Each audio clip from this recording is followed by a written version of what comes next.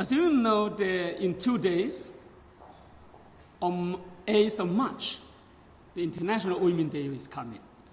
And to raise the opportunity, so I'd like to give you a breaking news. Oh, sorry. In order to strengthen the coordination, the communication, the friendship between the embassy and the media friend and the think tank in South Africa, I think I would like to, sometimes in China we say, women is a half of sky. Not only the half of the sky, in South Africa, it seems to me in Africa, women everywhere and everything. They are very active and very productive. So in the embassy, the same.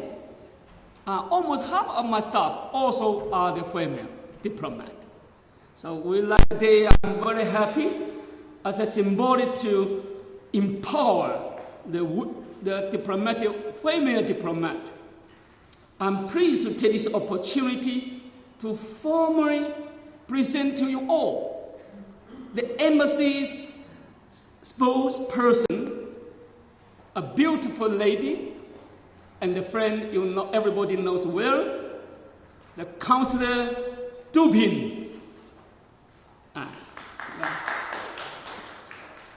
She is a very experienced female diplomat and has been served as a PA to our ambassador to Netherlands, now the renowned female judge of the International Court of Justice, Madame Xie Hanqin. And from 2011 to 2013, Councillor Dupin served in Chinese embassy in Oslo, Norway, as the spokesperson of the embassy and the director of the political section. From 2016 to 2019, she served in our embassy in Washington doing policy research on the foreign policy of the United States and China-South Africa relations. And before she went to American, she served in the headquarters, the Ministry of Foreign Affairs, as a Deputy Division Director for the China-EU relations. And I'm happy now she came here to join us for almost a little more than 1 year. So now you see she stayed, she was born and she learned in Asia, but she served in America, in European Union, in Africa. She's a very, very comprehensive female and promising female diplomat in my embassy. So during her 1 year stay in South Africa as a chief of the information office in the Chinese embassy in South Africa, she's no stranger to the media friend. So when she came to my embassy, she's get ready herself to make friends with all the media friends, think tanks, and the people in the country. And of course, she do so well. She also got promoted as a counselor in our embassy for the public diplomacy in the embassy. She's very good at listening and full of affinity with the solid professional and cultural background. I'm fully confident that she will serve as the perfect contact point and strengthen the communication between the media and the embassy so as to foster the better understanding and friendship and cooperation between China and South Africa, China and Africa, and I hope China and the world. It is my sincere hope that she will become your close and good friend or better friend in the embassy in South Africa. So now let's welcome Councillor Dupin to chair today's press briefing. Please.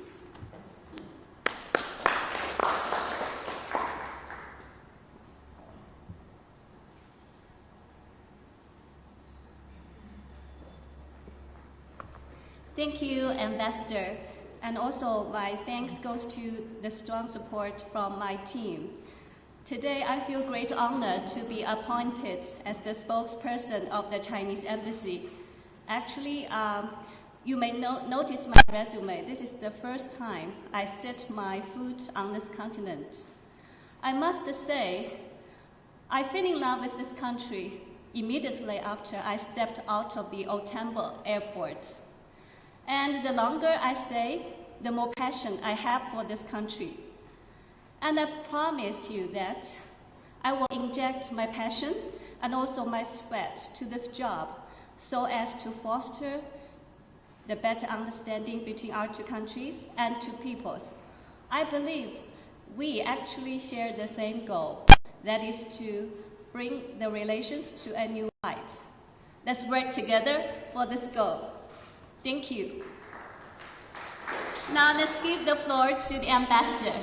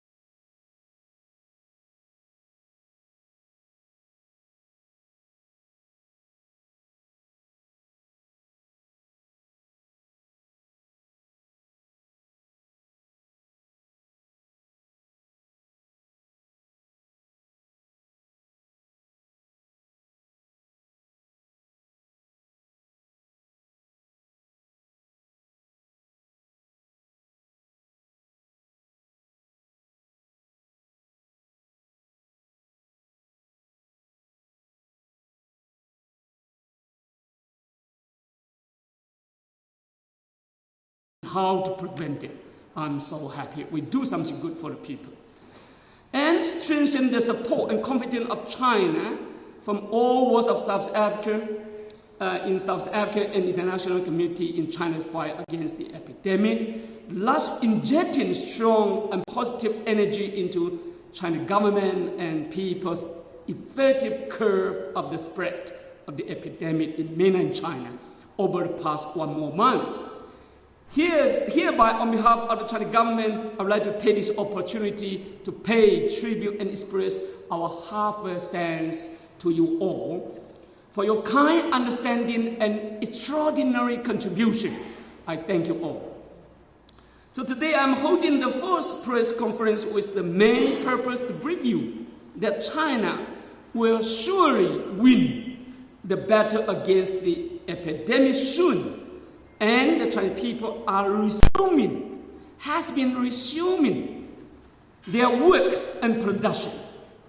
And more importantly, I want to inform you of the latest situation on the spread of the COVID-19 around the world, which is indeed posing a real threat to the life, health, safety of all peoples around the world, affecting economic and social development and international people-to-people exchanges and cooperation as well among countries, which shall draw high attention of you and all the international community. All countries around the world should stay united to fight against this epidemic, jointly safeguard the community with a shared future for mankind, and protect the life and health of all people around the world. I think the first information I'd like to share with you, that I got three main messages I'd like to share with you today. First, China will soon win the battle against the epidemic. 那数字有吗? I'm proud to say that after 1 more month, over 1 month, a month of unremitting effort, the spread of COVID-19 in mainland China has been effectively brought under control. The situation in the whole country, Hubei province, Hubei is an Wuhan in Hubei. Wuhan is a city, Wuhan is a province. So Hubei is an epicenter there, have shown a positive development. The positive development now we already got achieved in China is the number of both new confirmed cases and new suspected cases has been declining continuously and dramatically. And the cure rate has been increasing and rising significantly. The death toll from beginning up to today remain very low. As we know that as of March yesterday, the number of new confirmed cases nationwide has dropped to 100 nationwide with 1.4 billion population. Yesterday, we have 143 confirmed cases from 3,887 on the February 4th. No, I need the paper, the list. 能不能给我一张这个第一张的那个 Mainland China 这个 And I'm happy this one every day. I pay money to publish.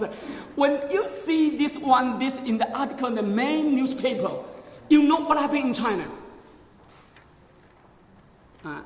Here. So I think this one, I'm so proud. I hope they will give me the picture.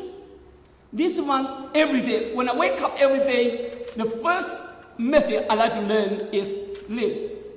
What happened in China? And how about out of Hubei? And I'm proud to say now, you see, from the top, February the confirmed cases this is the confirmed cases. These are suspected cases. So when you come to the beginning, the 4th of February, one day we have 3,887 confirmed cases. Let it come to the peak. And since then on, will drop dramatically. Now we already have 5 days, less than 200. Now we have about 100, less than 150 confirmed cases a day in China, nationwide, more than 5 days. Out of Hubei province, we have only 1 to 3 cases only. So I'm proud to say now that also the death cases nationwide, less than 100 people died of the virus for more than 10 days. More than 13 days, more than 13 days already. Less than 50 cases. Less than 50 people died of the coronavirus nationwide, already have 9 days consecutively. So I'm proud to say now, since the 20 February, every day we have we already have since the 20 of February, every day, more than 2,000 people got cured and discharged from the hospitals. So now in China, we already cured the total cured cases already more than 52,000 confirmed cases. Now I'm proud to say, yesterday the paper told me that we have only 500, a little more than 500 confirmed cases in China. In China, we have only 522 confirmed cases in the hospital. We need to give them the medical treatment. So I think, that is suspected cases. Suspected 522 suspected cases, but we still have 25,000 confirmed cases in the hospital. 25,000 only. So now in China, we have the huge population, and this is the information I am proud to say, I'd like to share with you. That means out of Beijing, out of the epicenter, Wuhan and Hubei, more than 26 to 28 of confirmed cases for several days. So now you can see some confirmed cases or suspected cases in very few. Out of Hubei, only 2 to 3 confirmed cases only. Sometimes, and now out of epicenter, no more people die of coronavirus. Out of the Hubei, no more people die for several days. For you see, if the people out of Hubei, the people die of the coronavirus, less than 3 people, we already continue goes for 15 days. In the past 15 days, the people die of corona less than 3 people, and sometimes 1 people or 0. I think now this information just tells us. First, the above mentioned data and facts that show us that, first, the COVID-19 can be prevented, can be controlled, and can be cured. That is very important. In the mid of February, we have to since 23rd of January, China suspended the public transportation, sealed the lockdown the Wuhan city with more than 10 million population. The situation is completely serious. But now, except Hubei and Wuhan and 2 control, the other 28 provinces already resumed their life and production. So the practice in China now, the data and facts show us that this coronavirus can be prevent it, control, and cure.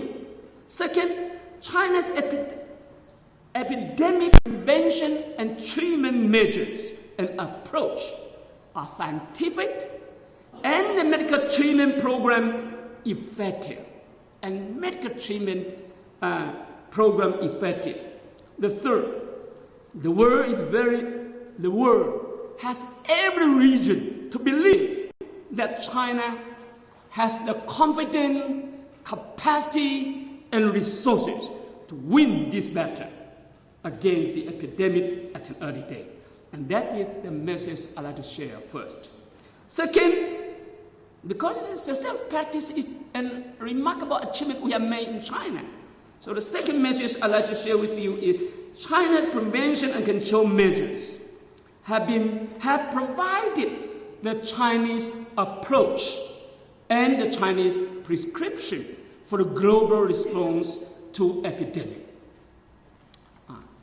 The Chinese prevention and control measures and achievement have provided the Chinese approach and Chinese prescription for the global response to the epidemic.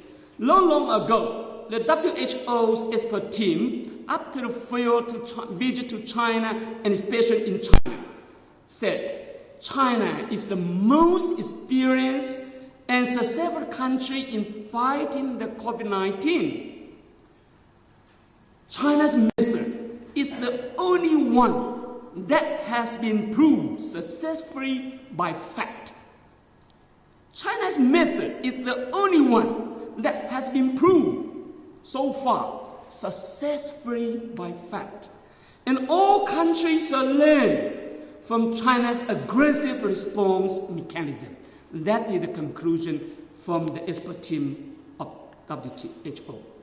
The reason why China's approach to fight the sudden, unexpected outbreak of the epidemic is so effective and highly recognized by such an authoritative international organization as the WHO is that I think the main reason, the first, General Secretary Xi Jinping, as the top commander of the party and the state, has always put the people's life, health, and safety first, and take it as the primary task of himself, of the whole party, and the government at all levels.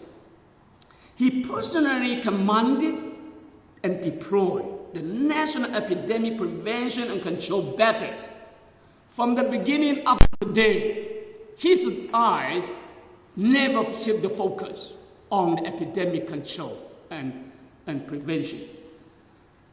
It is also attributed to the strong mobilization and cohesion of the Communist Party of China, we call CPC, and the advantages of the socialist system with China characteristic. Socialism were for all, with China characteristic based on our own culture, people, condition. What kind of a system? Good enough, I think the most important one, this system is good to concentrating resources on major accomplishment. We can mobilize all the resources, national resources, on major accomplishment. So this is, you understand what we are doing. And it also attributed to the Chinese culture, Chinese people, that advocates bravery, solidarity, mutual support, and sacrifice in face of the challenges of our nation and people. It speaks volume about China's spirit, China's strength, and China culture, and fully embody the people-centered philosophy. The philosophy is very important. Our philosophy is very simple: people first, people-centered. And the responsibility of a major country to lend a helpful hand to the whole world in times of difficulties. So after the outbreak of the epidemic, President Xi Jinping personally commanded and deployed the prevention and control efforts. A national joint prevention and control mechanism and system were put into place immediately and has been operating from beginning up to today and way to the end effectively. Military and civilian medical personnel and staff and medical supply from all over the country were mobilized and deployed, rushed to deploy to support Wuhan. The whole city of Wuhan was locked down and a nationwide quarantine campaign was launched to safeguard the lives and health of the Chinese people and the people around the world. Sometimes it's not easy to lock down a city with more than 10 million populations. That is a great decision they made. More than 15 billion US dollars of central and local emergency budget immediately. No money. How can you mobilize those people? Now everything is free there in China. So many people, medical treatment, logistics support. We need money. I'm proud. More than 15 billion US dollars of central and local emergency budget for fighting against epidemic has been provided in timely. 2 specialized hospitals with 2,600 beds for the infectious disease and more than 20 cabin hospitals, mobile hospitals have been built within days to isolate and treat the infected and suspected. New suspected and confirmed cases were detected, isolated, and treated as early as possible. This is why we come to the peak. 那用那个纸在那边啊，那个数是这样。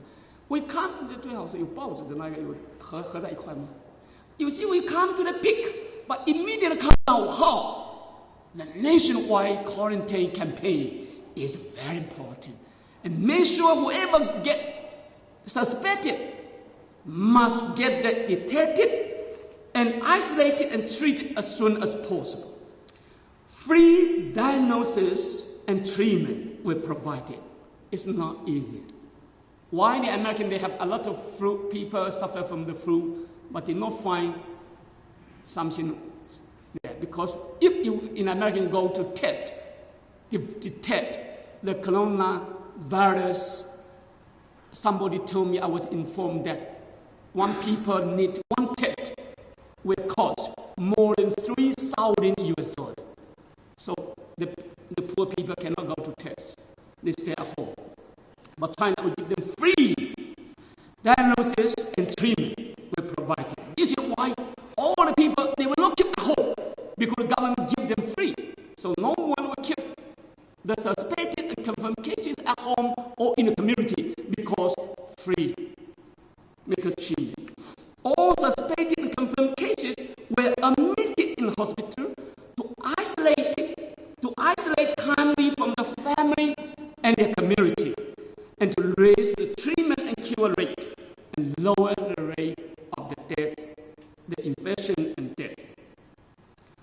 We have unprecedentedly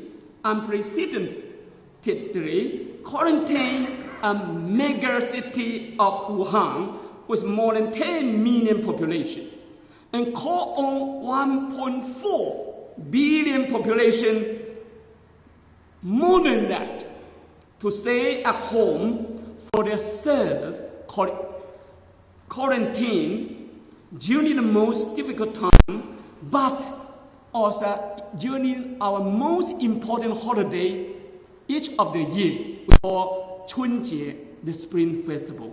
That is Chunjie is the time for the people, friends, family to get union, to gather. But the president and our government call them to stay at home to make your own contribution. So everybody close themselves from the friend.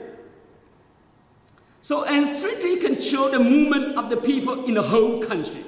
strictly control the movement for 2 weeks, and we give them 1 more week holiday. Let them stay at home, not to get infected each other. Last effectively curbing the large-scale spread. That is the way to curb and cut off the large-scale spread of the COVID-19. So as the head of the WHO, China WHO COVID-19 Joint Investigation Group, the leader called Mr. Bruce, and he is the senior advisor to the Director General of WHO, said, after the tour in China, he said, in face of the epidemic, no swift and resolute decision made by His Excellency President Xi Jinping and China's response speak volume about his outstanding leadership and advantages of the Chinese system. At present, countries like Italy have begun to take similar measures. We're happy they also see of lock down some city there. That is the best way, because up to today, this is a very deadly infectious disease. You don't know who they are, where they are, and that is the best effective way to identify, recognize, isolate from the community. We have carried out nationwide public health education to make epidemic prevention and control a conscious action of over 1.4 billion population. That is, I'm proud to say, very important. The nationwide public health education is the key to keep telling the people what is it that's spreading of the virus and how to prevent and control. That education is very, very key. So all Chinese people follow the instruction of the CPC and the Chinese government to quarantine themselves at home to contribute to the battle against the epidemic. We never forget. They suffer a lot. They sacrifice. But they did not sleep at home. They learn, they work, they shopping, they do business online.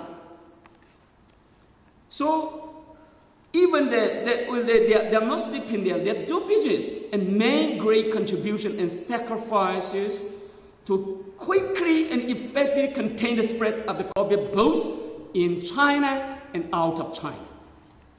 China cooperated with WHO in timely and comprehensive manner, pool all the outstanding scientists both at home and abroad. We open and invite the scientists from all over the world for joint scientific research. We are not alone. We are not fighting alone. We invite them to come to us, giving a full play to scientific and technological innovation in China. I'm proud to say. We have made use of such a high technology as a genome sequencing, 5G, big data, artificial intelligence to carry out the virus tracing, vaccine development, online diagnosis, and treatment. We do not only the hospital rush to Wuhan, but through the internet, 5G and internet, the whole country work together with the people in Wuhan. So I think the public opinion monitoring, I think those things will benefit from the high technology. We have rapidly completed the whole genome sequencing of the virus and isolated its strains because the high technology innovation. We have timely developed the vaccine and therapeutic drug. The drug is also almost there. Accurately judge the epidemic development and monitor personal movement so as to achieve targeted prevention and control. We have timely summarized, improved, and promoted pre-clinic diagnosis and treatment program. That is very important. This is unexpected coronavirus and the spreading disease. We don't know how to do it. So we improve in the fight against the epidemic over a month. China's COVID-19 diagnosis and treatment program have been updated to 6 edition. We improved the program 6 times already. We come to we do practice and summarize and improve again and again. So now we already come to the 6th edition. China has combined the Chinese traditional and the Western medicine, strengthened the research and development of effective drugs and vaccines, and actively explore land-drug intervention measures.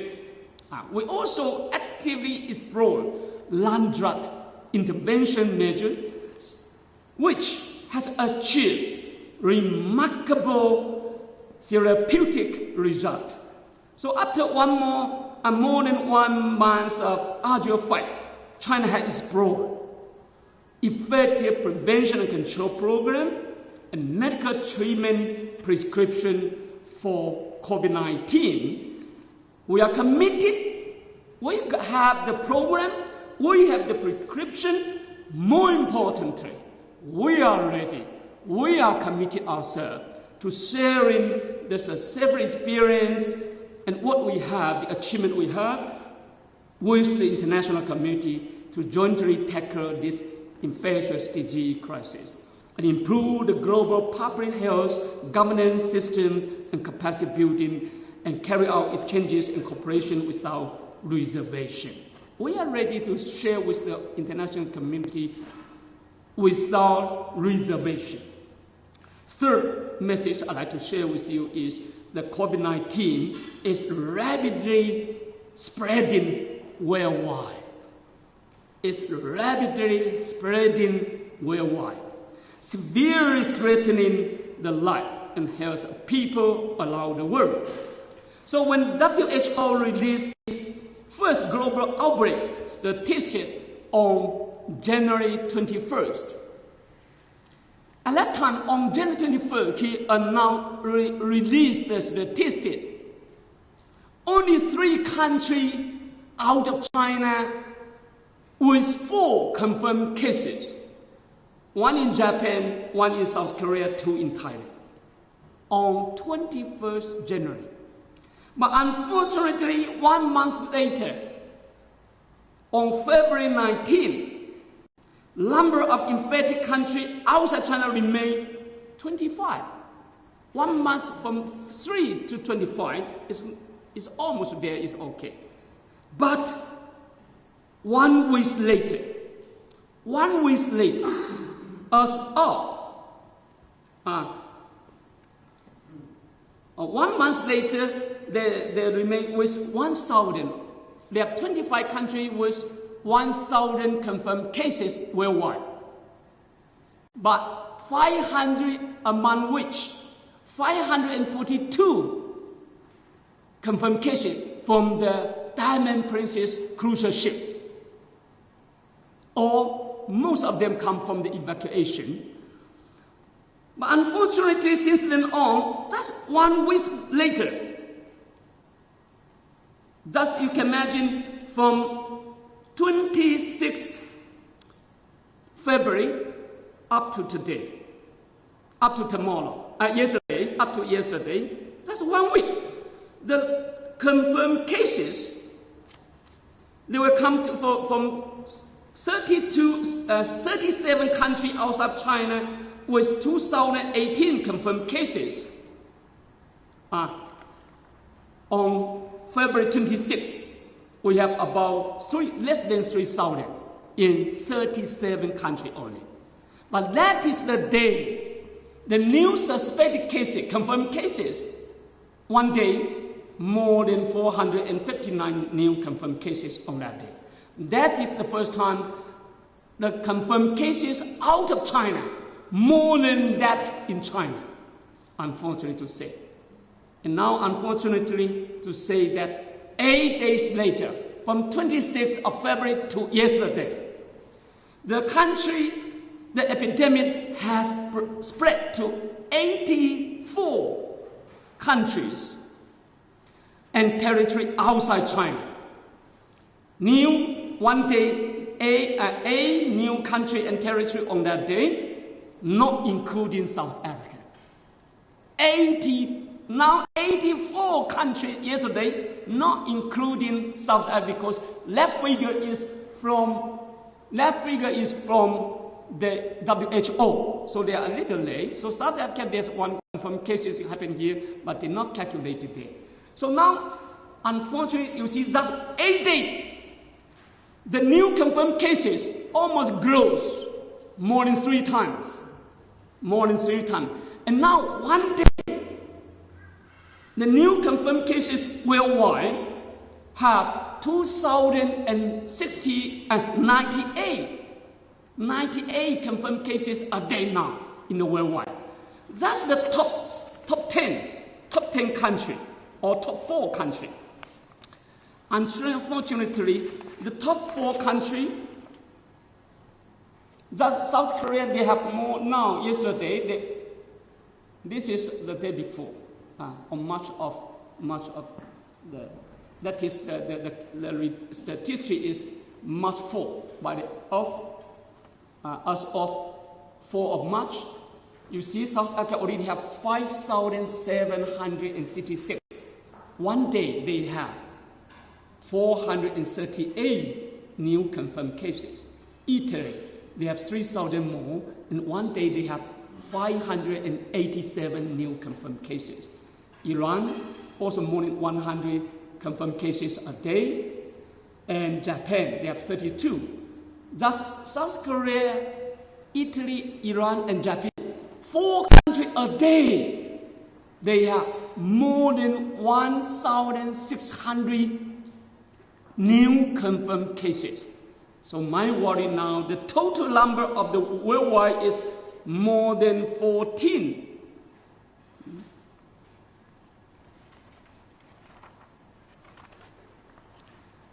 14,768 confirmed cases is a bit go so far. I'm sorry to say, it's go very, very far.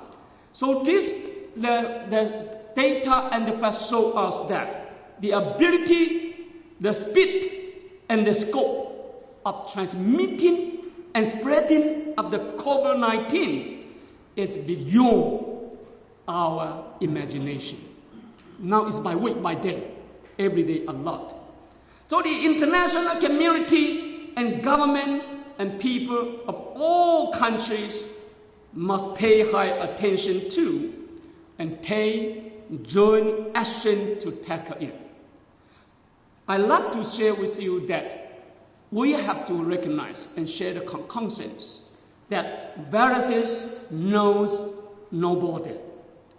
This is indeed a global battle between man and nature.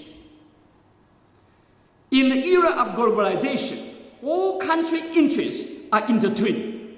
So I'd like to share with you that our idea is no country can fight the epidemic alone. No country can fight the epidemic alone. No country in the world is immune from the virus. No one.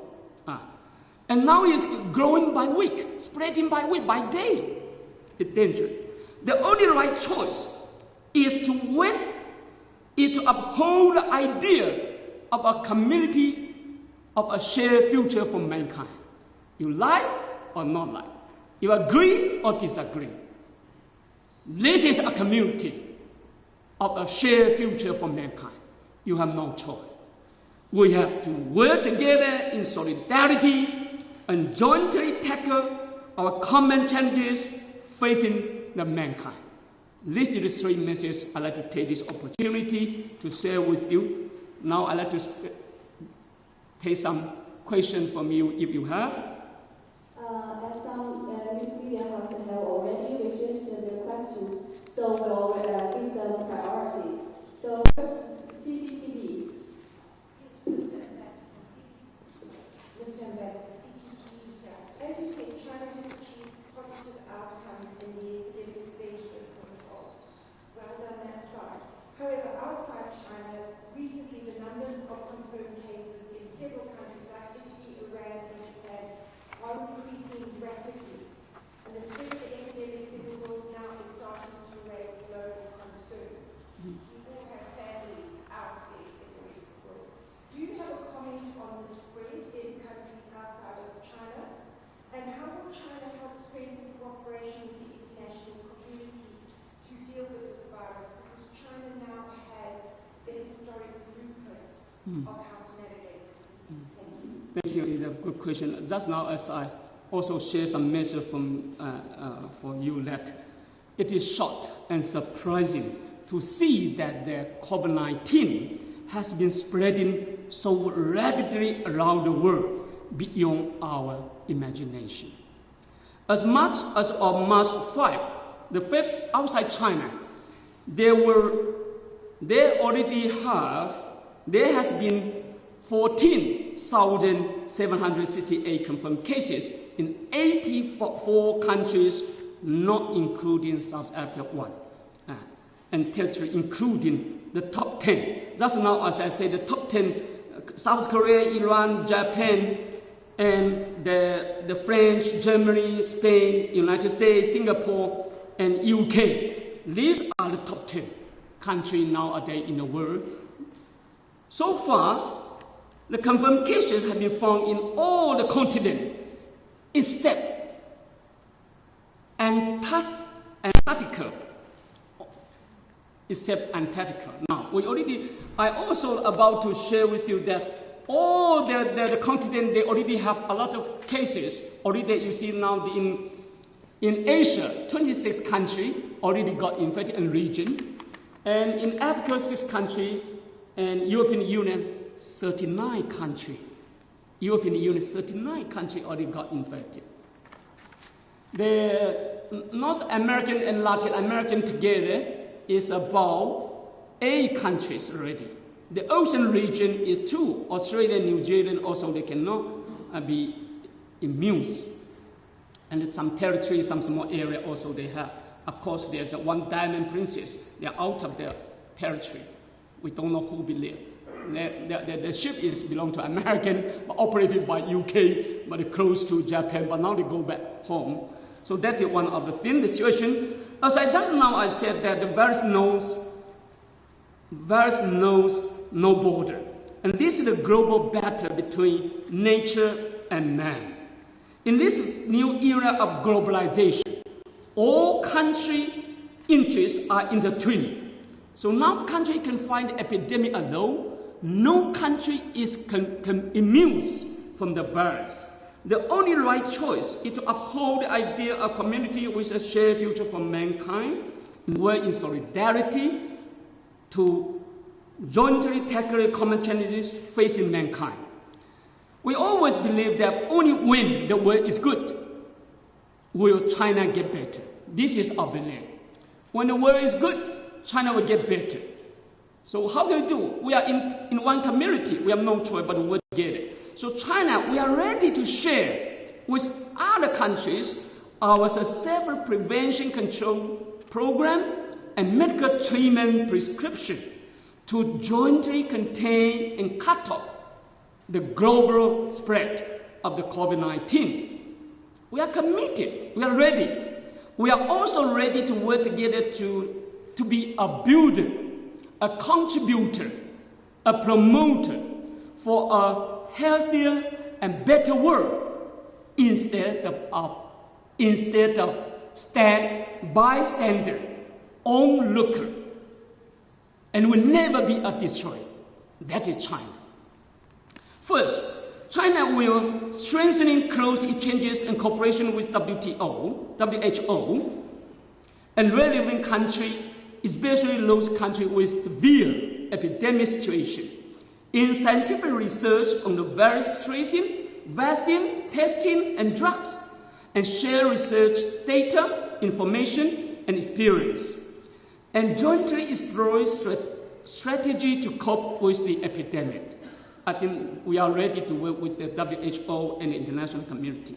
Second, China will join hands with the international community to meet global public health challenges and support the WHO to play a pivotal role, a pioneering role in responding to global public health emergency and improving the global public health governance system and capacity building. I think that WHO, as a leader of the international community in such areas, we need to work very closely to strengthen their governance system and capacity building. The third, China will surely win the battle against the epidemic in mainland China as soon as possible, and resume the production life of our people throughout the country. Meanwhile, as a major responsible country, we are committed to providing assistance within our best capacity to other needy countries or regions infected by the virus. China has already provided testing reagents to Pakistan, Japan, and African Union. AU, African Union, we already provide the detected reagent to the AU. And we are ready also we have already shared our diagnosis and treatment program with many countries. The Red Cross Society of China and relevant enterprises have also provided testing reagents to Iran and some African countries, including South Africa. We already provided testing reagents. And we have sent our volunteer expert team to assist Iran. And if any country, they need the support, assistance, and cooperation from China, we are ready. At present, some confirmed cases of COVID-19 have been found in African countries, including one in South Africa. We are ready to provide assistance within our best capacity to help our neighboring country and African far from us, and other friendly countries in the world.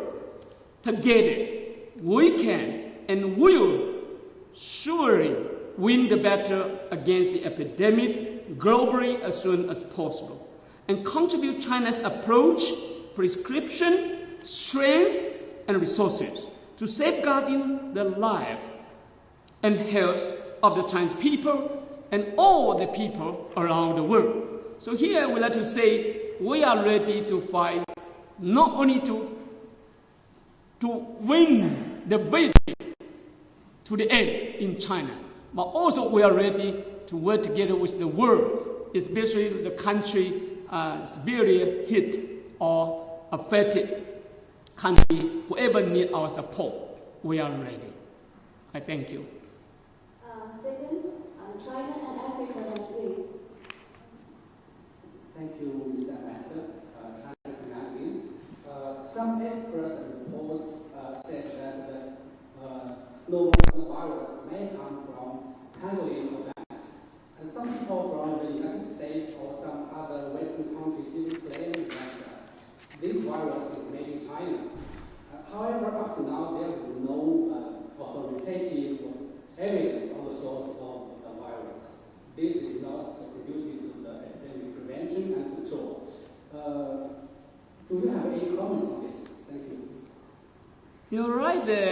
The source of infection of the virus remain unknown. Up to today, remain unknown. As before, we said this is a novel coronavirus. So up to today, no one tells us. They have a lot of discussion or remarks. But let me tell you that now the COVID-19 is spreading rapidly around the world. So in the face of such a severe challenges to mankind, scientists from all around the world are trying their best to research on the source and pathogenesis of the virus, the nature of the virus, develop the vaccine and drug. They were very hard.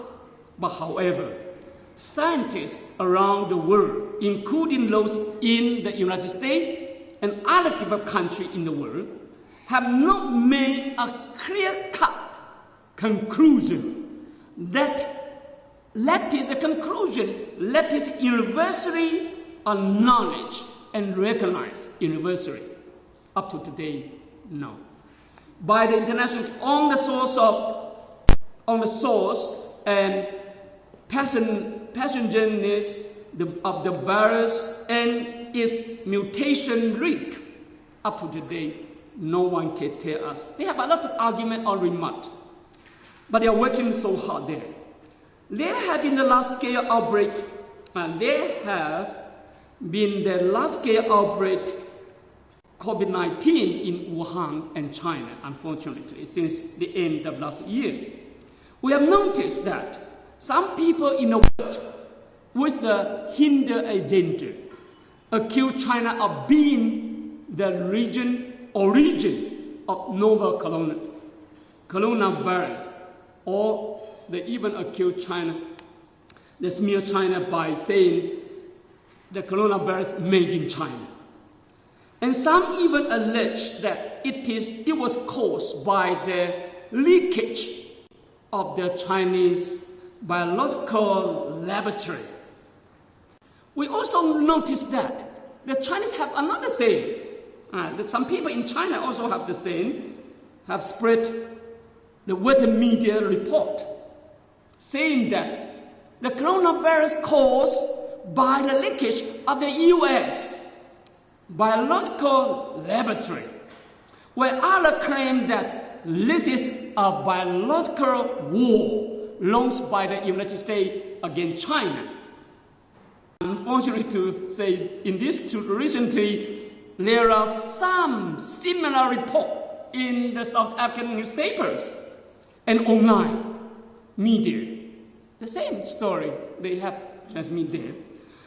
But I have to tell you surely that so far, study by the scientists from countries like the United States, Europe, and Japan, they're the top developed country, most developed country in the world, shows that the source of novel coronavirus is still unclear, uncertain, and inconclusive. That is the conclusion they have. On January 26th, the Science magazine, the top one magazine called Science magazine, published an article entitled "Wuhan Seafood Market May Not Be the Source of Novel Coronavirus Spreading Globally." That is, he quote that remark by the columnist Mr. John Cohen, citing there's one expert called Daniel Lucy, an infectious disease expert at Georgetown University in the United States. That is the infectious disease expert at Georgetown University after her study. That is to say, Wuhan seafood market may not be the source of coronavirus spreading globally. And also, there's a scientist also said that after their study, the scientists said, if they say Chinese government and the WHO with symptoms of the COVID-19 was found in December 8, 2019 in Wuhan.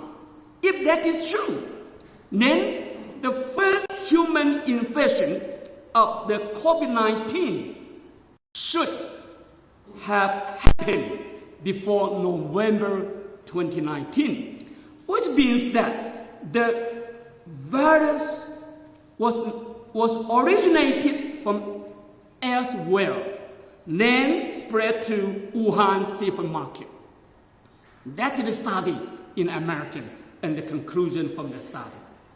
On February 28th, the British newspaper called Guardian newspaper, Guardian, published another article entitled Coronavirus may have been in Italy for weeks before it was detected. That is, the British newspaper Guardian said, saying that, I quote, the coronavirus strain isolated from the Italian patient have genetic differences from the original virus strain isolated in China, and the virus strain of the 2 Chinese tourists who were sick in Rome, and that the transmission of the virus is not so recent in Italy. They quoted from Massimo Galli, an Italian virology expert, and I also continue to quote that they said, the novel coronavirus may have been spreading in Italy 2 or 3 weeks before suspension of the flight between Italy and China at the end of January. At the end of January, the airline from Rome to Beijing, China, have already suspended. So the US CDC recently confirmed an infection with the virus. The recently American CDC. Let the virus happen there causes COVID-19 in California in a person who reportedly did not have relevant travel history or exposure or contact with another known patient with COVID-19. That means there's one coronavirus-infected patient in California. He did not have any travel record or exposure or contact with another known patient with COVID-19. So similar cases can be found in Iran and Italy. So the situation is very complicated. The source of infection of the virus where come from? The scientists from the world, from American, European Union, up to today, they have a different argument there. But all of them, they say, they are not originated, not made in China, as we can say. There's a Japanese popular TV also reported that there may be some confirmed cases of COVID-19 among the large number of influenza patients in the United States. United States, they have a lot of influenza patients a year, but they have no money to detect. They don't need to detect. Ask them to go back home, just rest at home. So you don't know how many they have. Recently, based on the result of the global scientists, the WHO stressed that the source of novel coronavirus is still uncertain and inconclusive, and stigmatization should be avoided. Zhong Langshan, the most famous expert in China's fight against SARS, is the most famous expert to deal with the infectious disease in China. We call Zhong Langshan. He is 84 years old, but now he's fighting in the front in Wuhan, the epidemic, always there. He has made it very clearly that although the epidemic first broke out in China, it did not necessarily mean that the virus is originated from China, let alone made in China. I think that is the conclusion. I think it's very clear. So I appreciate the scientific and observative statement made by the South African Department of Health and the NICD, which told the public that the novel coronavirus is new virus, not targeting specific racial or ethnic group. The statement they made also said, it is right and wise for the public not to be affected by the stereotype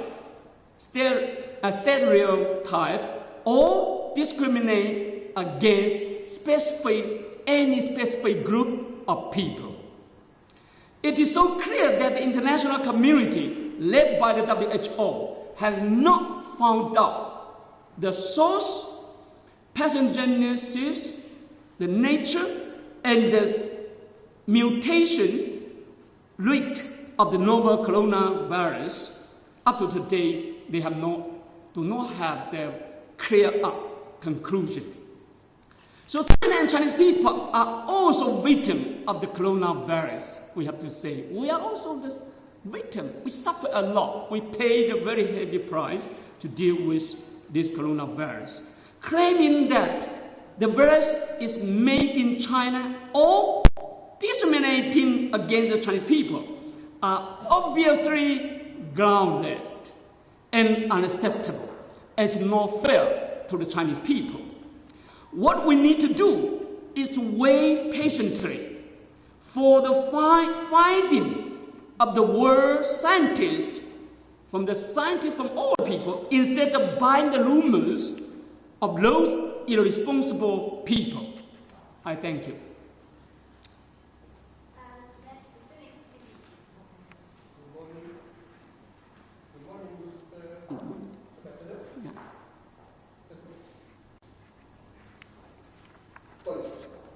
Recently, the Standing Committee of China's National People's Congress adopted a decision on completely banning the illegal trade in wildlife and eradicating the bad habit of the consumption of wild animals so as to ensure people's lives, health, and safety. The decision is highly appreciated by many wildlife organizations and conservancy groups. But at the same time, some people also question whether the decision will become a permanent ban and whether it will be effectively implemented. Do you have any comment on this? Thank you. It's a good question, and I'm proud to say, I'm proud and very glad to see, and proud to say that not long ago, that recently, China's top legislative body, we call the Standing Committee of the National People's Congress, that is our legislature, deliberated and unanimously adopted one decision, the decision on completely banning illegal trade in wildlife and eradicating the bad habit of the consumption of the wildlife. Not only against the poaching, illegal trading, but this time I think we never think in our 5,000 year civilization. Because as you know, we have 5,000 year civilization, we have a lot of people there. So a lot of people still living in the mountain area, in the poor area. So at that time they have some bad habit. But this time, the parliament eradicating the bad habit of consumption of wildlife, all. So a lot of people here, through Twitter, they send a message to me, so they are happy to see that. So following the complete ban on the processing and sale of the ivory and its product by the Chinese government at the end of December 2017, at the end of 2017, the central government decided to complete ban on processing and sale of ivory and its product.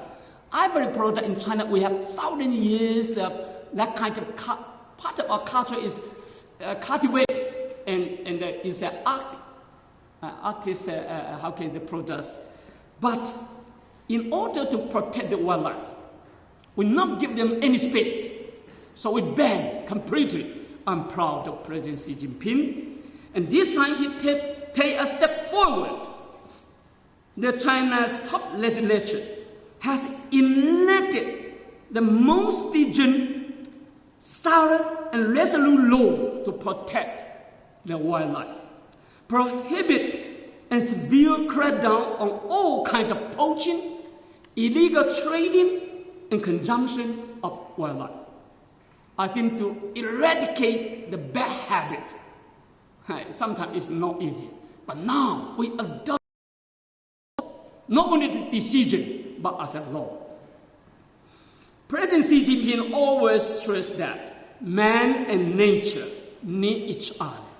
We need the nature, nature needs the man. So the human being must respect, comply with, and protect the nature. So Xi Jinping further said that harming nature will ultimately hurt human beings themselves. I think his philosophy I love it so much. The Chinese government adopted the wildlife protection law and carried out cooperation with many countries in the world, including so many countries in the continent, in wildlife protection. However, like other countries in the world, there are always a very small number of individual criminals taking risks to break the law. We have the decision, we have the law there, but of course they have some problem. But I think this time is different. I'd like to assure you, China is a country under the rule of law. Xi Jinping stressed that, and he instructed us. We must be fully committed ourselves to governing the country by law, and strictly abiding by law is severely punishing any lawbreakers. As a country under the rule of law, we must abide by the law and punish severely any lawbreakers, no exception. China will protect the wildlife in accordance with the decision on completely banning illegal wildlife trade, and eradicating bad habit of consumption of the wild animals adopted by the top legislature, and adopt a zero tolerance attitude towards any illegal hunting, trading, and consumption of wildlife. We will strengthen market supervision and law enforcement in accordance with law. This is the law. This is the law and must be followed. And resolutely ban and crack down on any illegal hunting, trade, and consumption of the wildlife. So unfortunately, as before, we have some bad negative news about China, some area in the southwestern part of.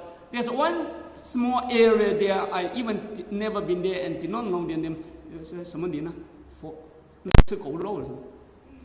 玉林 the small area. Unfortunately, they eat the dog. So now I think they are also within. This is the decision. This is the law adopted by the top legislature.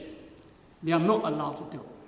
We will eradicate all bad behavior.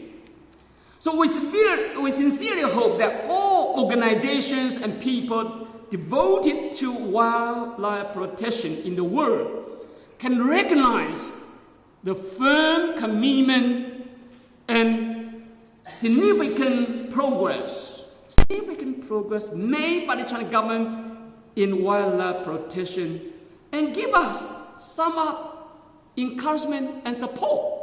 I think it's very important. When the people do good, we need to give them some and support, not complain again.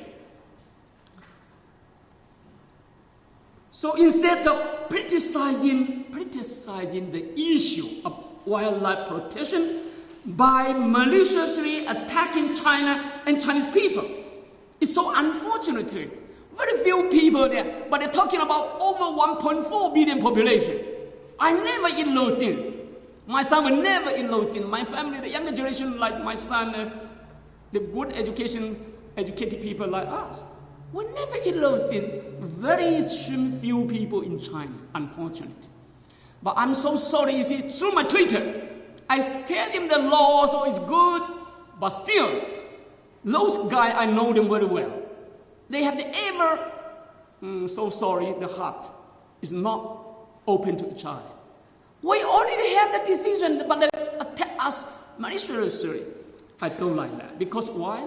Being a man, kind to each other. Be a man, kind to each other, honor to each other, the world will be better. You will live a better life. If he has the heart, always have something, he told to open his mind to the heart, to the world, to the new things, and keep close his eye, I don't think he can have a better life in his life.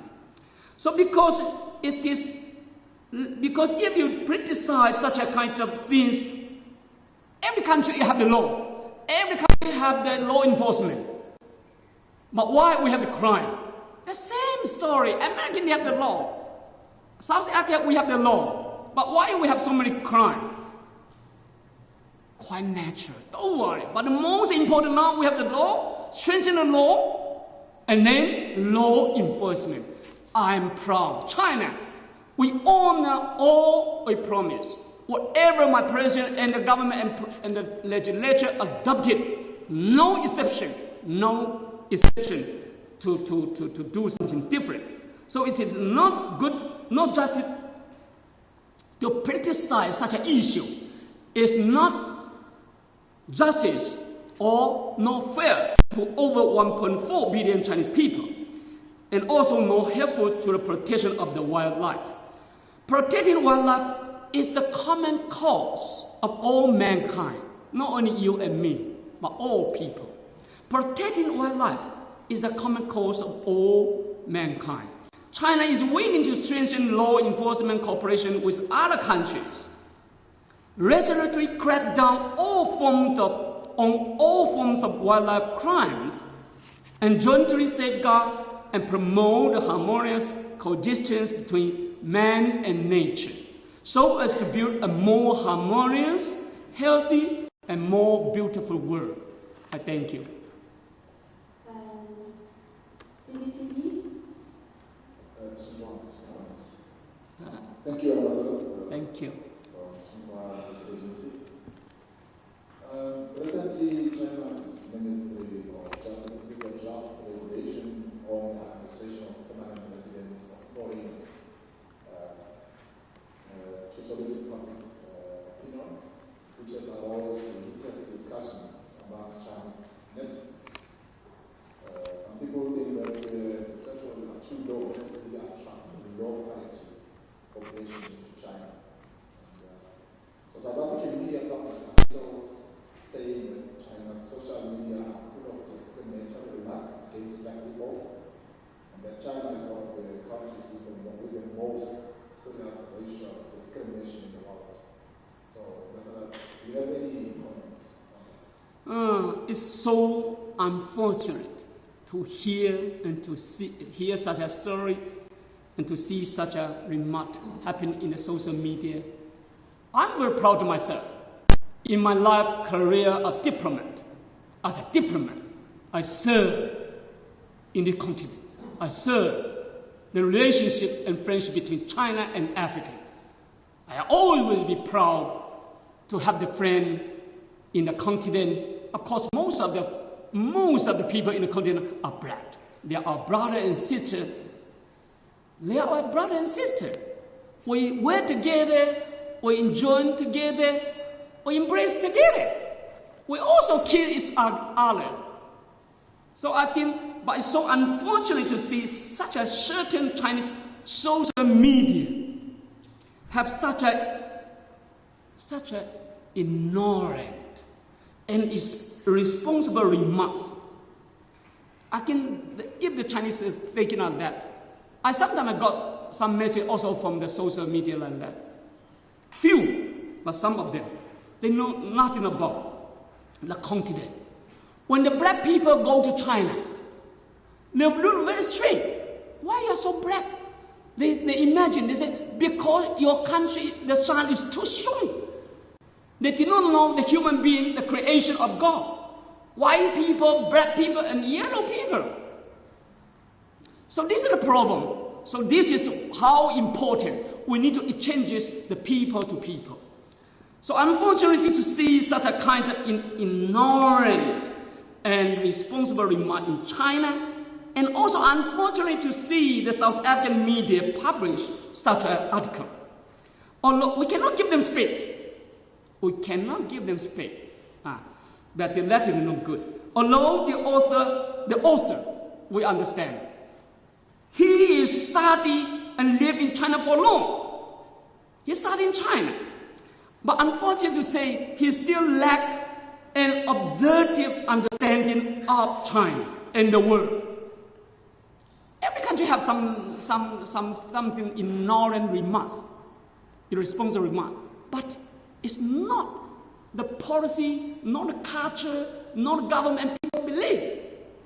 But he likes to summarize as the common belief. It's not good. And he turned the bright eye to the friendliness of the Chinese and the friendship between Chinese government and people towards the African government and people, solely based on those verbal pieces of biased remarks by a handful of the Chinese individuals. How many people? We have 1.4 billion population, 5 people in the world, 1 is Chinese. So only a few people there.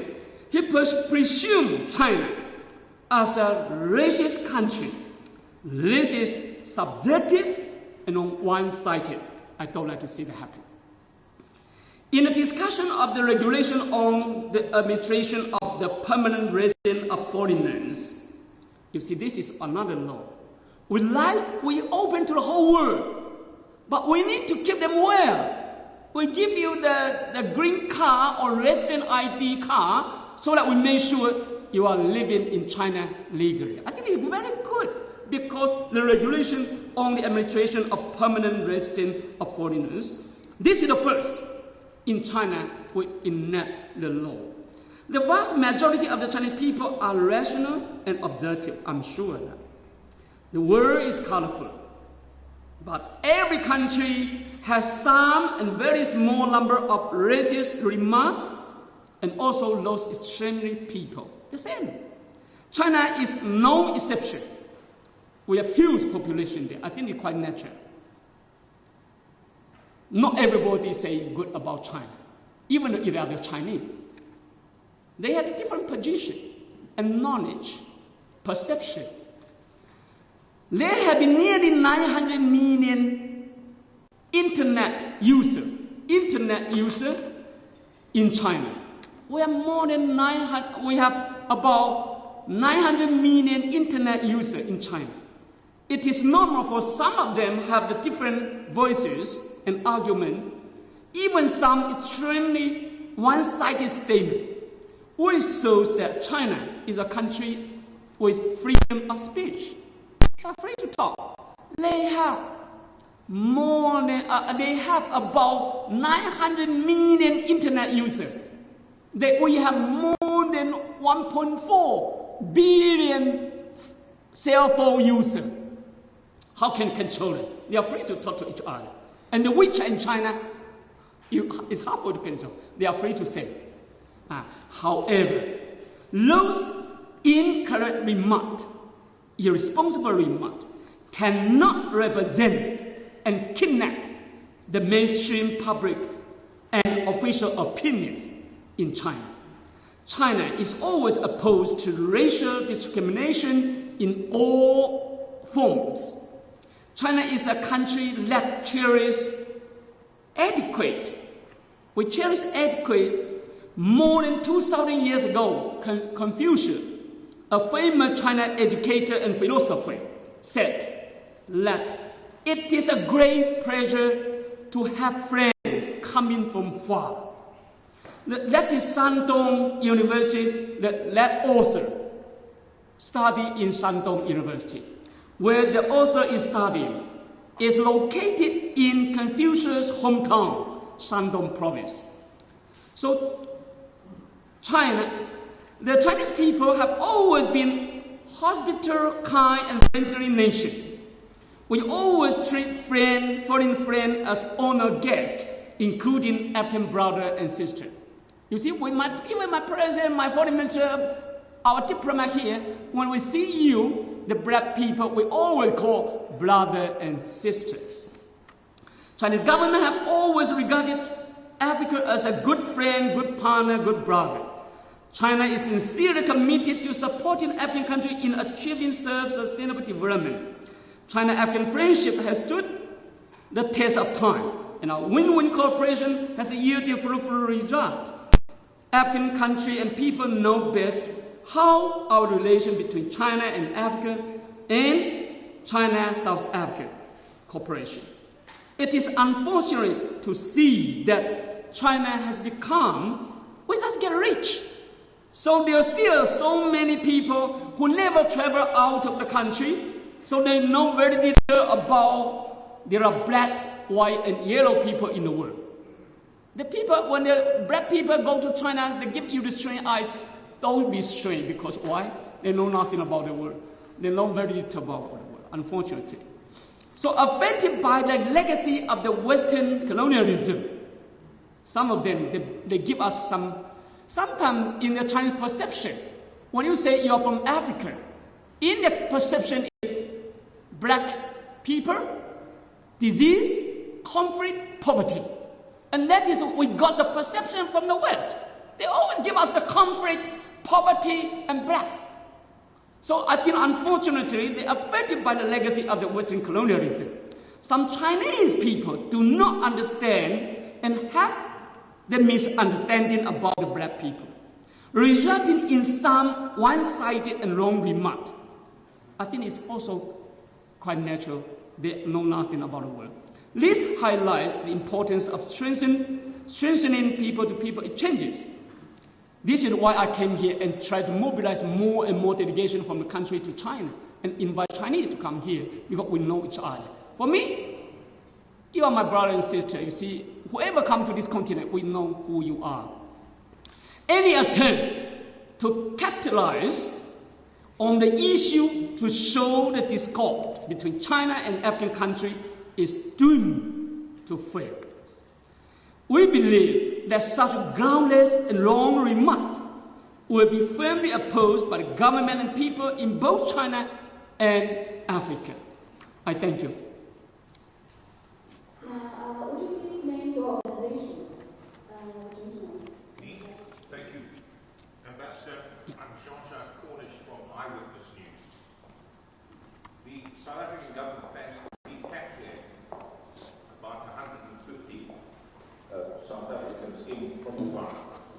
What is your view on this? Do you believe this is the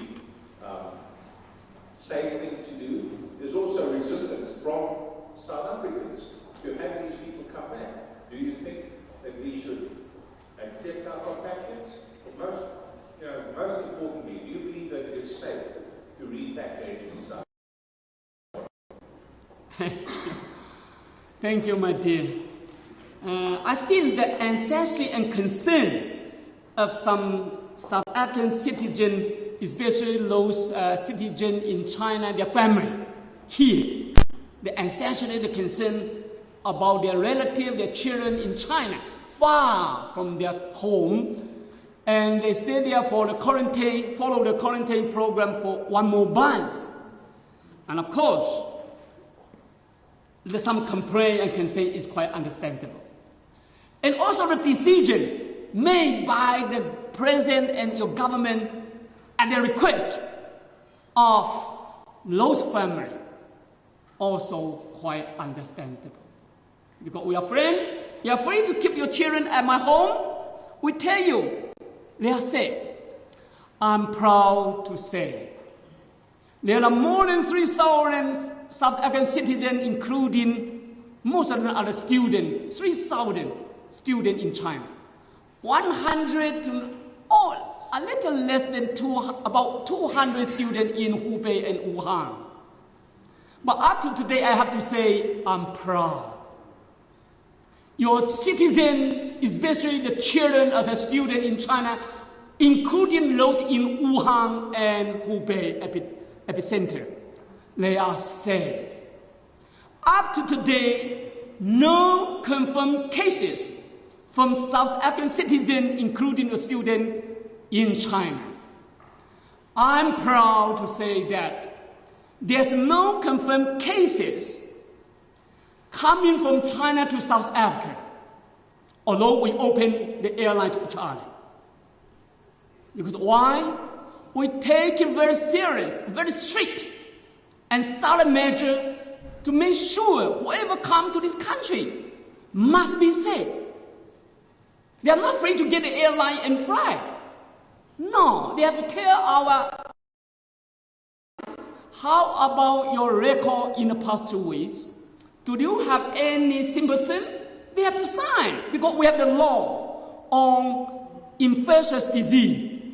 If you know you are infected and you're traveling, you are already against the criminal law in China. We have the law on infectious disease. Let me whoever know who already got infected, but you're traveling, you are the criminal. The law will serve. So you see in China, the children there, but they say, oh, they are very not comfortable. They have a lot of complain. Complain what? We are not free to move.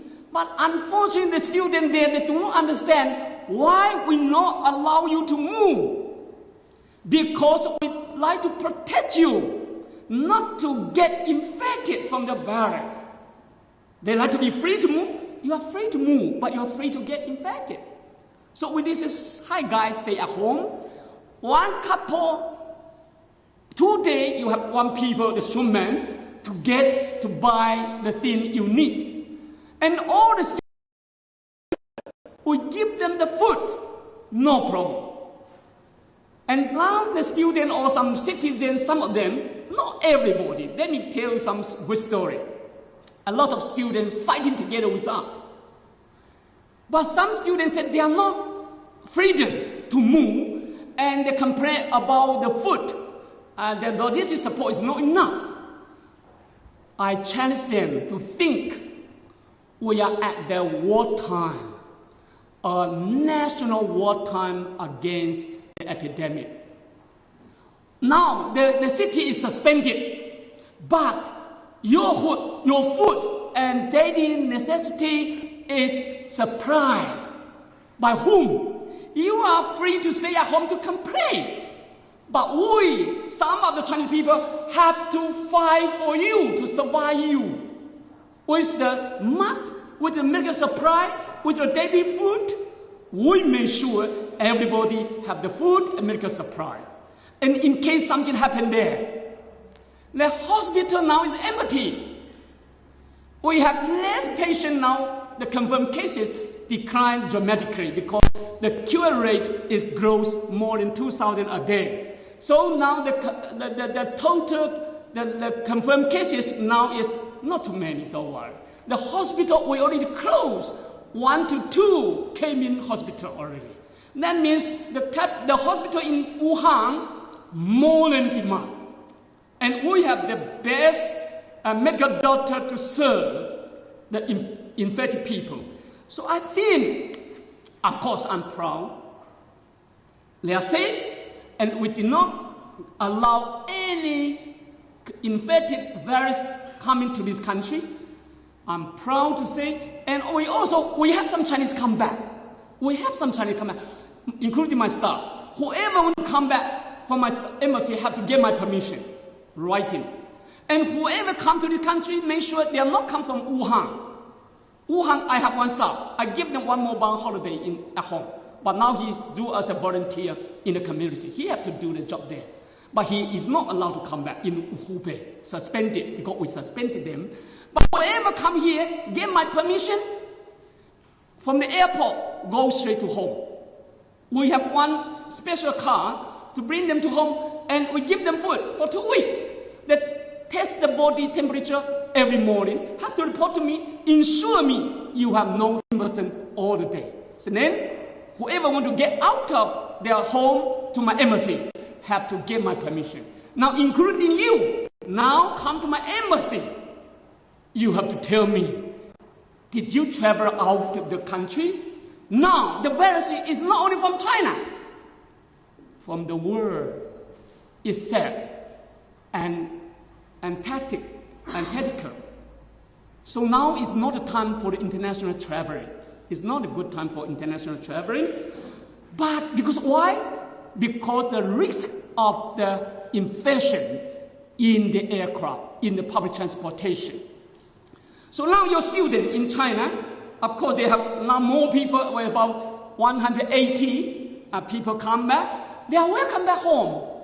They are free to come back home, although we suspended the public transportation in Wuhan, still maintain the suspension. The Wuhan and Hubei still locked and suspended because we did not come to the end to fight against epidemic there. So it's not easier for them to transfer. At this moment, no more transportation in the city. No more. But you have to charter the special car to mobilize all the students to the airport. No more hotel, my dear. Because why? All the citizens, they stay at home. They are not free to get out. A lot of people in Wuhan, they're working in Beijing. They're working in Wuhan, Shanghai. But they are not allowed to move, get out of the city. More than that, we mobilize more than 40,000 medical team, medical doctors, nurses from the country to stay in the hotel. So all the guests, when the outbreak of the COVID, they are not allowed to move, so they occupy all the hotel. Now the hotels are full and free for them to eat and live. And we need more room for 40,000 medical doctors. So some of them do not have the hotel, but we find somewhere they're there. So now we have to see your understanding in Hubei, in Wuhan, no more room for any guests. No people allowed to get out of that, but because your government decision, you get our understanding and support. We will try our best to make any necessary to make that happen smoothly. We already coordinate. I chair a committee, working group in my embassy, chaired by myself. And we communicate with your DECO, your Department of Health. We communicate with the Chinese authority. And now, whoever go to China, all protocol observed. No people to welcome you, no flowers, no shake hand, no dinner, because we are not allowed to move. We are fighting. We are at the war time, still in Wuhan and Hubei against the coronavirus. We still have more than 20 confirmed cases in Hubei. We are still fighting. And our soldiers, our medical doctors, they are fighting for us. So I also like to see your understanding that as a brother and sister, when you make that decision, you're free and you get our support. And of course, we are ready to support you. And we also call, I'm happy the government already made that very strict plan.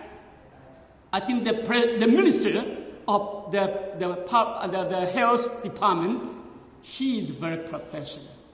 He keep his eye very close with the epidemic in China from beginning up to today. He never shift his eye. He maintained the close contact with the WHO every day. He knows the epidemic more than anyone else in the country. I can challenge. He is the expert. So he understands, at the request of their family, to bring those people here is a big challenge to the government. But as a responsible government, he has no choice to bring them here. And also, he already have no international flight, but charter airline.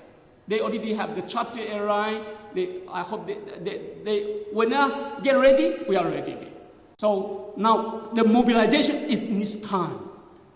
Who will go there? Now the people from Wuhan, Hubei is not allowed to get in. But now, who will go there to welcome your children to come back? Is their family? No. The professional team must be there, well equipped, because you don't know where's the coronavirus. And when those people come, I'm happy your government all get ready, the quarantine areas, keep them well. And after 3 weeks, of course, you know how to deal with them. I'm very confident the government have the very, very professional program to deal with this case, and you will get our support.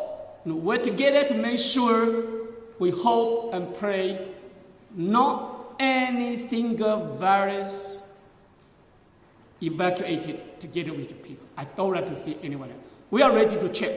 Whoever have a symptom, they are not allowed to leave China. So that is, for China, they are free to register to come back, but before they get on board, we will give them the temperature check to see the symptom or not, make sure. But your team also will be there. So we work together to make sure no people infected come back with the virus. So we need to take it very seriously, but we are ready to work together with the government. I thank you. So from the SABC, I just want to find out the impact of the coronavirus to the economy of China. China being one of the largest economies in the world. The trade to South Africa and China is quite huge.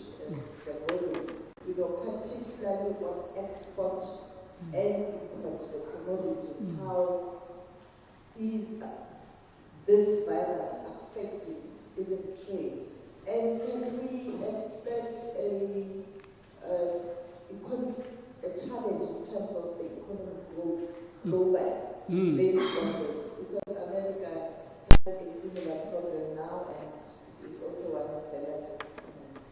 And then the last question is about you have just outlined what China is doing to ensure that you don't have your citizens visiting South Africa who are vulnerable or who might bring the disease here. But generally around the world, particularly on the continent, because of the relations between China and Africa, we're building lots of infrastructure on the continent. There's heavy traffic, you go to Addis, Ethiopian airline and all that.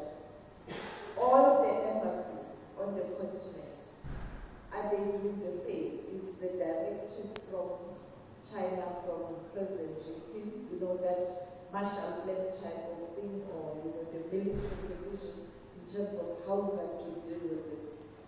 Talk to us about him, hands-on and interacting with you guys, but also with other heads of state. We're supposed to have a big summit. People are, cancelling gatherings, G7 is not happening. Many conferences have been called off. Thank you. It's very, very important issue. One hand, we concern the virus spreading, the epidemic. The other hand, economic development. So now it's very important to balance these two. So unfortunately to see when in the beginning of February, or from the 23rd of January, my government decided to suspend Wuhan. It's not a simple decision. Just suspend it with more than 10 million population, and you suspend it with the meaning. That means the disease is very, very, very serious. So first I'd like to tell you, just now I forgot to mention, in our fighting against the epidemic in China, I have to take this opportunity to express our heartfelt thanks to South African government, His Excellency President. He gave me 3 times bilateral opening, condolences, solidarity, give us support. The major political party give us support, like there's ANC, the Communist Party, including in Qatar, they give us support. The social media, I appreciate so much the great role you have played, the contribution you have made. I'm so touched. I'm very proud of you. And also the people of South Africa. Now I just received several donations, my cash, from the companies here. When the Chinese, they say sorry because the coronavirus, I did not go to South Africa as my plan for the Lunar New Year. A lot of people cancel their trip to South Africa. There's one company called Sun International. That company is the first group to declare we will return the money back completely to you all Chinese. We are together. How much they lost? they lost more than 10 million rand, just return. And then they also give me a lot of fun. As I come from the Sun City, I go to the Times Square. They give us fun to support China to fight the epidemic to the end as soon as possible. They understand. When China sees that day, we end the epidemic fight against epidemic, more tourists will come, more investment will come. So they give us source and solidarity. We appreciate so much. I also like to take this opportunity to appreciate those students, your citizens in China. You are not sleeping there. Sometimes some people are arguing, but I'm proud. When we built 2 hospitals in Wuhan, in 9 days and 12 days, you South African scientists were together with us because we need to work day and night. So the drone, we need equipped with the light. I was informed the light is from South African scientists. Your people is working there. There's one student called Mr. Brett who is studying in Hangzhou for 9 years. And now he do not stay at home to complain. He go to the street. He fight together within the society, in the community. He said, I'm as a doctor, as a medical doctor, I learned from China. Now China in the difficulties. We have to together. Now I have some students, they also have a lot of students now working in Wuhan and Hubei. They work together with the community as a volunteer. A lot of people, I cannot pronounce their name, but they have a lot of people fight together with us. I'm proud of them. And also, of course, we have some students also in the country. Some of our friends that got their scholarship from China. I know their parents. How about some of the officials in the government? I said, how about your children in China? The children in Beijing send a message to the mommy. I'm so touched. He said, Mommy, we are studying in the country. They see us as a brother and sisters. Now our family had the problem. We cannot live at this moment. We have to stay here and fight together with them. I'm so touched. A lot of students, I'm so touched there. So there's one student wrote one letter to their parents in Limpopo. I'm so touched. He said, at this moment, I cannot live. I need to fight again. So that is for, first I'd like to come to your question. All the embassies in the world, under the strong leadership of Communist President Xi Jinping, we have no exception. We must do the same or better to follow the instruction of His Excellency President Xi Jinping and the central government. They give us the instruction to work together with the government, the people, the media, our Chinese citizens here to make sure no virus coming from this continent. Because when this continent got infected, who will fight together with you? When Ebola happened in some Western African country, you understand, at that time I was at DZ. I'm proud because I keep saying. When Ebola broke up in Libya, Guinea, and Sierra Leone, American, the first country to close their embassy, evacuate their people, the Western people that suspended their airline, no more in and out. So I call my authorities, say, hi guys, we need money, our brothers are dying. My friend, they say, I give you money. I said, money is everything, but not everything now. Money is something, but not everything. When the area suspended from the world, money is nothing. They can buy nothing. I need charter aircraft. And finally, because my president's decision, we have a lot of argument. Who will go to the affected area? And how can we get the aircraft back from affected area? They have a lot of argument. It's hard for me to persuade them. But in the same time, my president gave me the instruction by writing, go immediately. So I'm proud. I was at DZ. We made that happen. Each of the flights from China, we have to pass by 19 countries. I have to get each of the permission from 19 member states.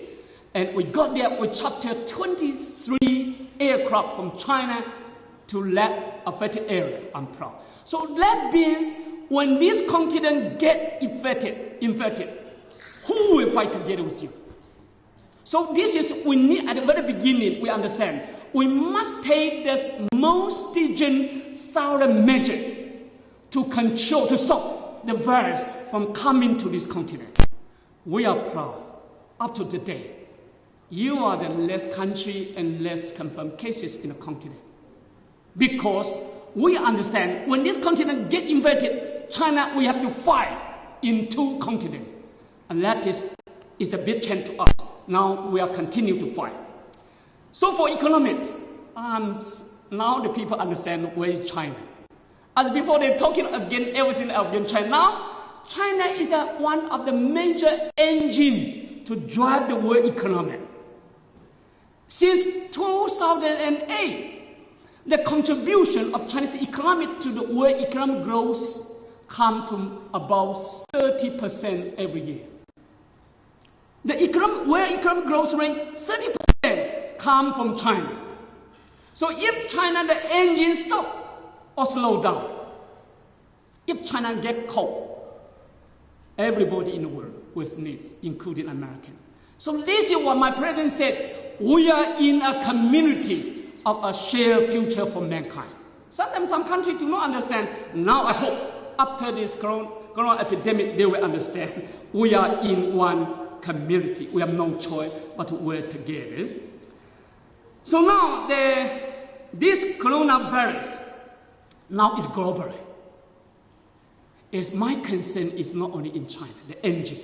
We already resumed the work because only Wuhan, Hubei, we suspended. Beijing, we are very cautious because we still have individual cases in 2 to 3 provinces out of Hubei.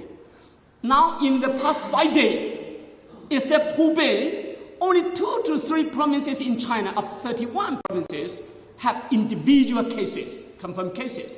But we are still very cautious. We cannot allow them to spread. So now, because China is there, we need to contain and defeat the virus calmly and effectively. And I think this coronavirus, it will have the negative impact on the flow of peoples around the world because now it's globally. So if we fail to stay united and contain and defeat this virus in a timely and effective manner, it will have a negative impact on the flow of the people around the world, as well as the economic activities such as industrial production of all countries, not only in China, but all countries. It will deal a heavy blow to international air transportation, tourism. Now is not the right time for international traveling. But if everybody stay at home for international traveling, the airline, I think they will pay the very high price. Now is also the heavy blow to international air transportation, tourism, trade, investment, and finance, and disrupt the global industrial chain, supply chain, and capital chain. And it will also have a negative impact on a weak recovery of world economy. Perhaps so once again that in the area of globalization, no country can fight the epidemic alone. What we need to do is to share the responsibility and join hands to meet our common challenges so as effectively control and defeat the spread of the epidemic as soon as possible and promote an early day recovery of the world economy. China needs a peaceful and prosperous world, and the world also needs a stable and prosperous China. China has become the world's largest manufacturer of high quality and affordable goods. Affordable goods. It's very important, high quality and affordable goods. And the main supplier of raw materials and semi-finished products for many foreign enterprises. China, we are the main supplier, not only the manufacturer, but also the main supplier of a lot of raw materials and semi-finished products for many foreign enterprises. China is the world's second largest consumer market. And if China suspended activities in China, you can imagine, the market is not there. China has also become one of the most important sources of FDI and outbound tourists. Every year we have more than 130 to 150 billion US dollar as a FDI. We have about 150 million outbound tourists person time out of China. So through the outbreak of the COVID-19, the world has come to realize China's importance in driving the global economic growth. The negative impact of the epidemic on China's economic and social development is a short term. In China, it's no problem. It's short term, and generally speaking, is controllable. Because the fundamental of China's long-term economic growth have remained sound, and this will not be changed. The fundamental of China's long-term economic growth have remained sound, and this will not be changed. At present, except Hubei, all other provinces and cities in China are speeding up the resumption of production and life, and restoration of life in an orderly manner. The huge potential and strong momentum of China's development are being released. And we will surely realize the objective of the social economic development this year, especially the goal of building a well-off society in an all-round way, and ensure that all 1.4 billion population will be out of poverty. So now my worry are not about the epidemic in China, but the wide and rapid spreading epidemic around the world. The international travel is obviously not the best choice at this time, which will certainly have a negative impact on personal people-to-people exchanges between China and South Africa, China, and the world. And South Africa with other countries. At this moment, I don't think the people are happy to travel out of the country. So I think it's not the best time, it seems to me. And of course, also they also will have the negative impact on the mutually beneficial cooperation in such areas as tourism, trade, investment as well. Since January this year, the number of Chinese tourists and business groups to South Africa and Africa has decreased dramatically. Now, very few people from China, because the embassy also don't like to see them here. We ask them to stay here until the end of the epidemic in China, before they come in. So now no more tourists, no more business come. So where's the tourism and trade between us? So that is, in these 2 months, the price we pay is very high. We sincerely hope that the international community will strengthen solidarity and cooperation to effectively curb and cut off the spread of the COVID-19 as soon as possible, so as to restore the international exchanges and cooperation. So this is, I like to say, this is the global war between the man and the nature. Because if this, at this moment, if somebody like to stand as a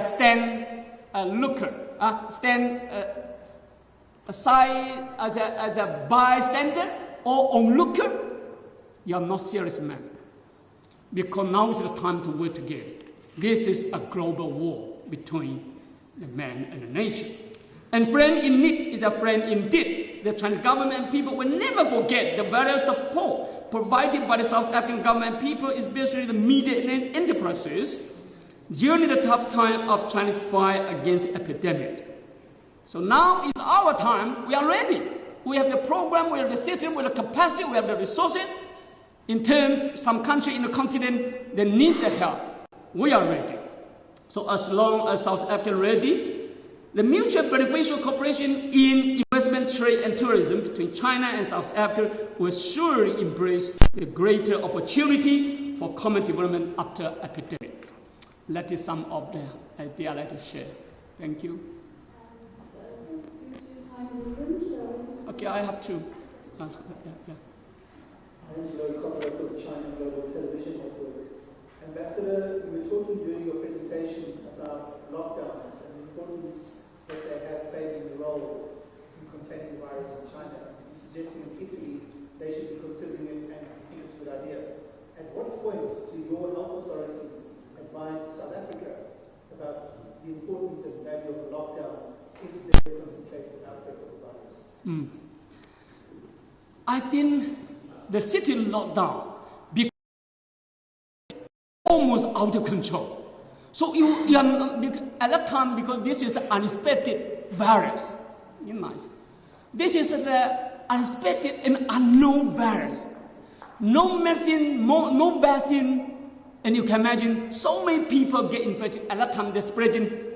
This virus is serious problem is when the people got infected, he did not have symptoms immediately. That's a serious problem. So now the danger is that we have to recognize this coronavirus up to today. We almost know who they are. But the best way is to identify who infected, who is got infected, and then isolate the people. For South Africa now up to today, we don't have that kind of panic because why? That is come from outside, and now we already recognize the most important is who keep close with that the infected people. The confirmed cases, those people, including the medical workers, doctors, nurses, they must be isolated. And they have to keep distance from their family. In China, the problem is serious. There's one Chinese young guy, he traveled to Wuhan. He had nothing wrong, did not feel uncomfortable. And he came back home to celebrate with the Lunar New Year with the family. But 4 days later, six of the family members got infected. There's one student who traveled to Hubei, and he came back here, did not feel any uncomfortable, but he had the friend, the classmate gallery, 10 people sitting together to enjoy.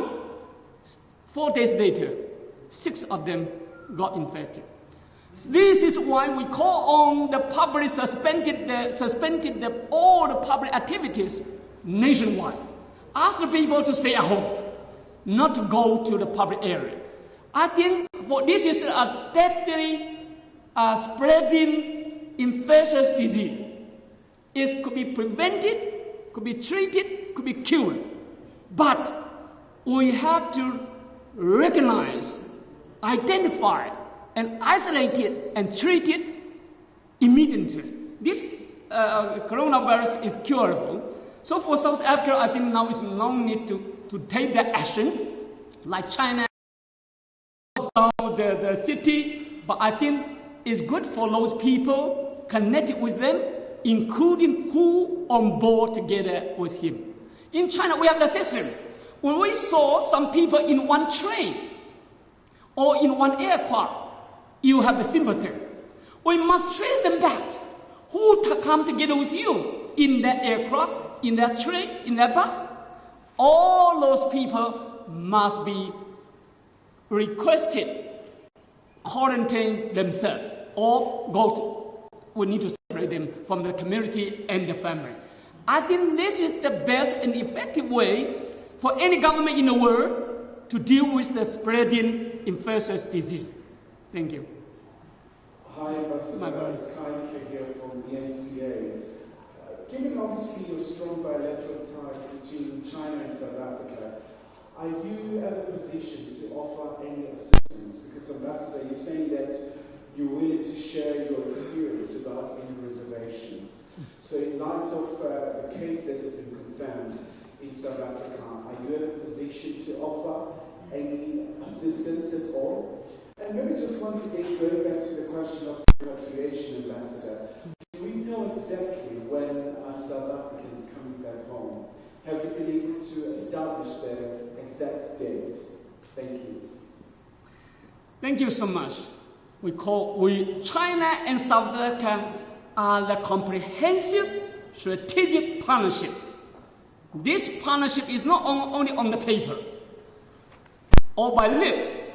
We are a comprehensive strategic partnership.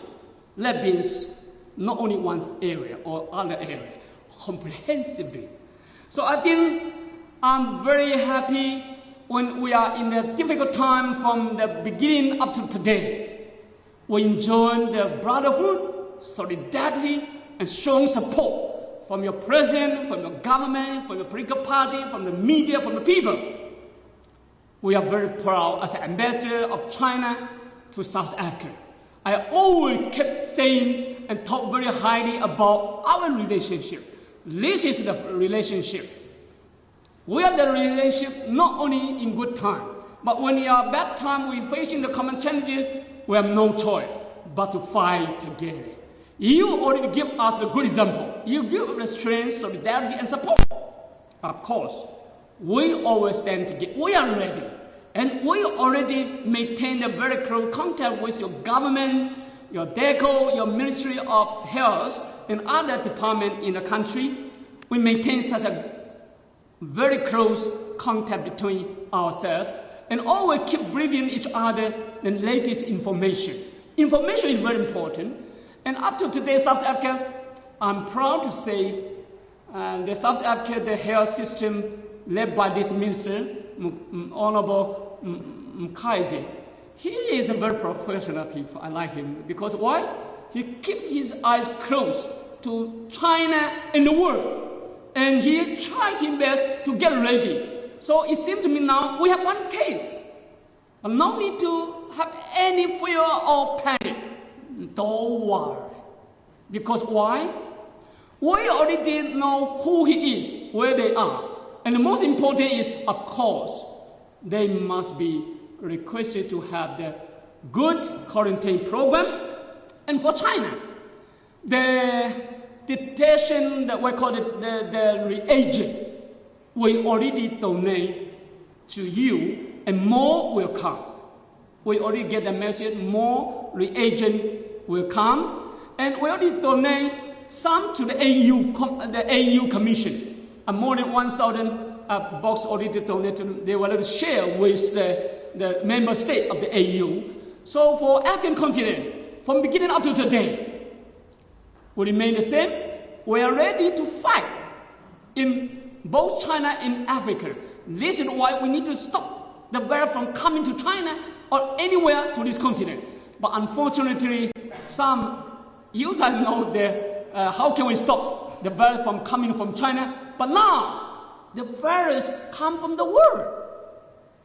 So unfortunately now, a lot of countries got infected. They did not get that they did not originate it or transmitted from China. So that is now we have to pay more attention. But for the evacuation, we are ready to work together with the government to make sure that evacuation will be successful, will be smooth, will be effective measure, and we are ready to offer, to share whatever we learn from our practice, whatever we have in our capacity, whatever we can do in our cooperation. For South Africa, we have no things to hide. We are ready to fight together. So for one individual cases, perhaps one or two cases come here, don't worry. The problem is we have to recognize them and isolate immediately. No exception. And this exception, whoever keep the infected people, you keep the killer. They will start to kill the family, kill the community. So not to keep the infected people at home. Whoever knows somebody have that kind of symptom, he have to go to the test. And if it's positive, you have no choice to quarantine, and some people surrounding them to be quarantined there. So for us, anything good or bad, we are ready together with the South African government and people to fight against this global war between the nature and human being. So I think it's no problem. We are ready here. Thank you. So, let's call it today. Dear friends, thank you for coming. And before you leave, just a little reminder, don't forget the little souvenirs that the ambassador has already prepared. Yeah, don't forget. The lady will for yourself, and the band, of course, you have to bring to the wife. I thank you for coming. I will be here. Any question, you are free to come to me.